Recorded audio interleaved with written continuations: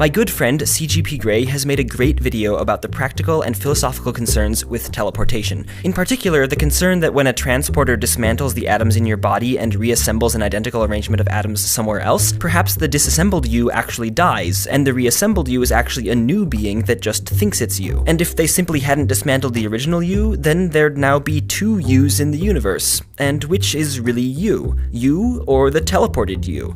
Grey's video covers these questions really well, so if you want more background, you should go watch that. But I do have one additional piece of information I'd like to point out, something the original creators of Star Trek were definitely unaware of because it was discovered in the 1990s. And that is quantum teleportation. Quantum teleportation is the only kind of real teleportation technology we currently have access to, and while I won't go into the details here, the point is you can take some particles in a particular arrangement and transfer their exact quantum condition onto other particles arbitrarily far away. It kind of seems like sad teleportation because the particles don't move, just their state. But isn't that essentially what a Star Trek teleporter does, albeit on a larger scale? Sending enough information and energy over to the new location to create the exact arrangement or state of particles that corresponds to you?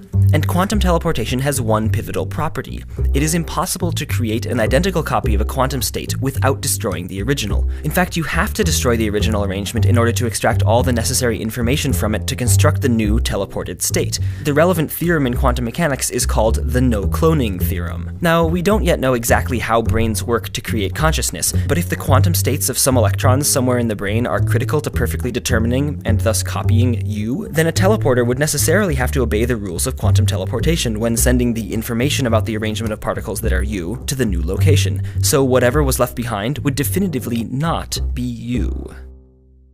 I've included links in the video description so that if you haven't already, you can go and watch Grey's video. It's really good.